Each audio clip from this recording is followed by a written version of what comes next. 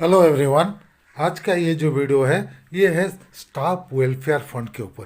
एक valid and genuine question उठाए हैं। कौन? Mister Jagat Shukla ji, forum of bank pensioners and retirees activities का कन्वेनर।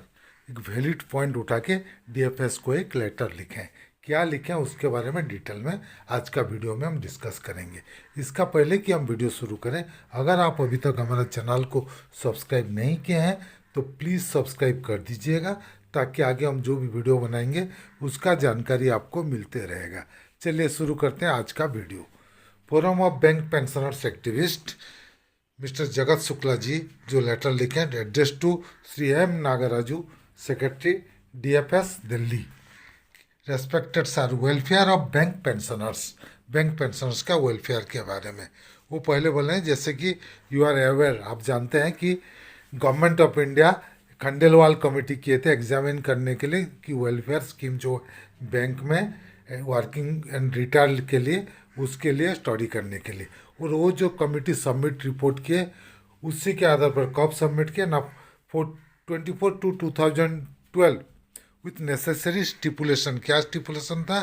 दी सेड रिपोर्ट, रिपोर्ट में लिखा है 25% ऑफ द वेलफेयर फंड, ये चार चीज़ के लिए खर्चा होना है। 25 25 25 करके चार जगह में खर्चा।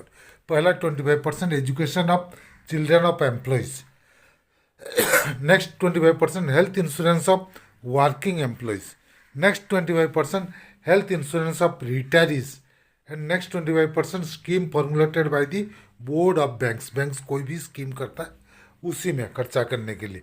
लेकिन health insurance of working employees में तो पूरा खर्चा हो रहा है, पूरा बैंक बियर कर रहा है। लेकिन रिटायरीज का health insurance insurance company bear नहीं कर रहा है, जो कि सरासर नाइंसाफी है। In this regard we have to make submission as under for your consideration. We regret to say that bank did not take necessary step in case of retired Bankman. जो बैंक का रिटायर्ड पर्सन है उनके लिए कोई step नहीं ले रहा है। जो खर्चा डीएफएस का इंस्ट्रक्शन है उस हिसाब से 25% उनके लिए खर्चा नहीं हो रहा है। Neither any case medical aid nor health insurance is given to retired bankmen to which they have been entitle as per the stipulation made by in your above refer letter. उसके बाद बैंक क्या करे, symbolically different terms and condition to the retirees health insurance में, दो जो do not health insurance policy nothing is given from the welfare fund. थोड़ा बहुत कुछ सब्सिडी दे रहे हैं जो पॉलिसी ले रहा है, और जो नहीं ले रहा है उसके लिए कुछ भी नहीं, उसके लिए कुछ नहीं दे रहे हैं। और ऐसे भी 80% of the bank employees insurance लेने के लिए कैपेबल नहीं हो पा रहे हैं, इतना कॉस्टली हो गया है। ओनली 20% अवेल कर रहे हैं जितना टोटल रिटायरीज हैं।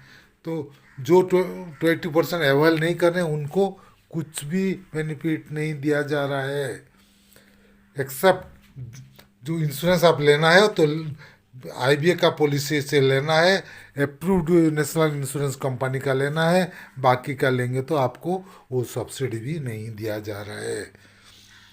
उसके बाद again no authentic information is given about the detail of expenditure from the welfare fund to retirees bankman. Bankman के लिए जो खर्चा हो उसका कोई डिटेल्स नहीं दे रहे हैं। The intended question is 25% of the amount of welfare fund which is provision for pensioners, where does it go? कहाँ जाता है ये 25%? Banks are giving ex gratia amount from the welfare fund to the families of deceased employees, officer for the last right, whereas no such amount is being paid to the families of pensioners and family pensioners।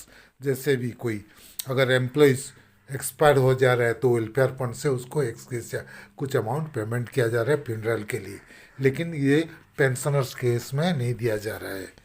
उसी तरह आपका press note में 5/8/2024 में आप welfare fund को increase कर दिए, 540 करोड़ से उसको बढ़ा के 845 करोड़ कर दिया गया है। And this amount will benefit both working and retired Bankman. Despite this pensioners का वेलफेयर में कोई इम्प्रूवमेंट नहीं है। ये प्रूव है बैंक ऑफ बड़ौदा का। आप देखिए जो सब्सिडी 2021-22 में जितना अमाउंट दिया जा रहा था 10 to 16,000, अभी भी ये लास्ट 25-26 में भी उतना अमाउंट, सेम अमाउंट है, कोई इंक्रीज नहीं है। In spite of welfare fund 540 crore से 845 करोड़ हो गया है। तो उस हिसाब से उसका 25% अगर पेंशनर्स को दिया जाता तो ये डेफिनेटली इंक्रीज होगा। उसका मतलब 25% वेलफेयर फंड का पेंशनर्स के लिए एक्सपेंडिचर नहीं किया जा रहा है।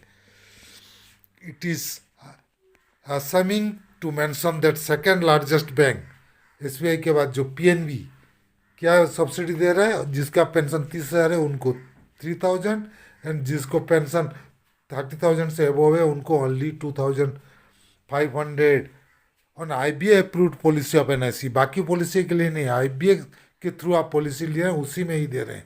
दिस सब्सिडी इज एजिप to promote NIC business, not to promote the interest of retirees. Retirees और कहीं से लेते हैं तो उनको क्यों नहीं दिया जा रहा है, उनको भी मिलना चाहिए। Working bank employees are given various kind of facilities from the welfare fund, whereas retired bankmen are not being given necessary facilities like health insurance. No case medical aid is given, and even in the matter of funeral of dismissed pensioner, demised pensioners, family pensioners, bank are discriminating between working and retirees. Working को दिया जा रहा है लेकिन retirees को नहीं दिया जा रहा है। मरने के बाद भी आपको डिस्क्रिमिनेशन कर रहे हैं वर्किंग एंड रिटायरीज के बीच में। We seek your intervention for justice, please ensure strict compliance का। आपका लेटर जो है 2012 का, कंप्लायंस को प्लीज़ इंश्योर कीजिए। और 25% ऑफ जो वेलफेयर फंड है वो रिटायरीज के लिए खर्च हो, उसको आपको देखना चाहिए।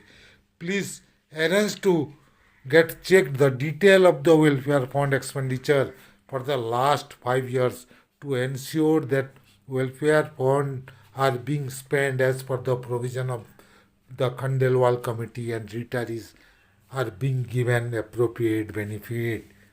मतलब 5 साल का जो फंड है उसको, वेलफेयर फंड को चेक करने के लिए शुक्ला जी ने डीएफएस को बोल रहे हैं कि जो 25% एटलीस्ट एक्सपेंडिचर होना चाहिए रिटायरीज के लिए हो रहा है कि नहीं, वो चेक करने के लिए।